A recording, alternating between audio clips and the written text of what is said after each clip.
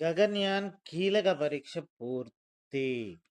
డ్రోగ్ parachute విజయవంతం. మానవ సహిత అంతరిక్ష యాత్ర గగన్‌యాన్‌కు సిద్ధమవుతున్న రక్షణ పరిశోధన అభివృద్ధి సంస్థ డీఆర్‌డీఓ మరో కీలక మైలురాయిని అధిగమించింది.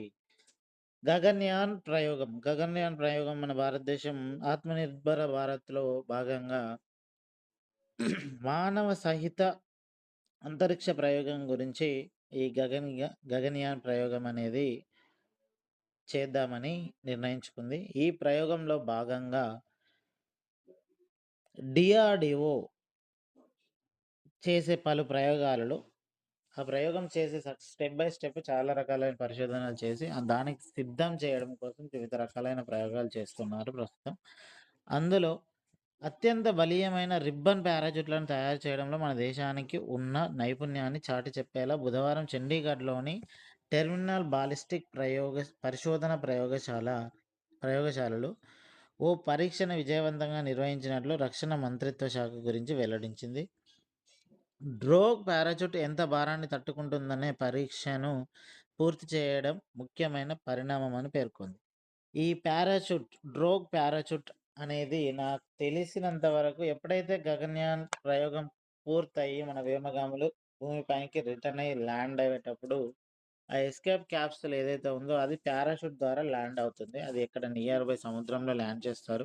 ఆహ్, ఆ ల్యాండ్ అయ్యే పారాషూట్స్ కోసం బలమైన రిబ్బన్ లాంటిది దా తయారు చేయడం కోసం ఈ ప్రయోగం చేశారు.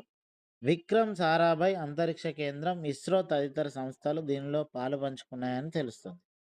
అధిక వేగ ఏరోడైనమిక్ బాలిస్టిక్ మదింపులో విస్తృతంగా వాడే రైల్ ట్రాక్ రాకెట్ స్లైడ్‌ను ఈ ప్రయోగానికి వినియోగించినట్టు వివరించింది.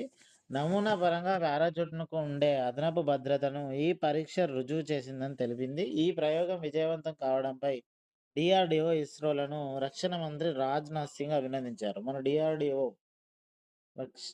అండ్ ఇస్రోలను మన రక్షణ మంత్రి రాజ్‌నాథ్ సింగ్ అభినందించారు. ప్రస్తుత డిఫెన్స్ మినిస్టర్ ఎవరు అంటే రాజ్‌నాథ్ సింగ్.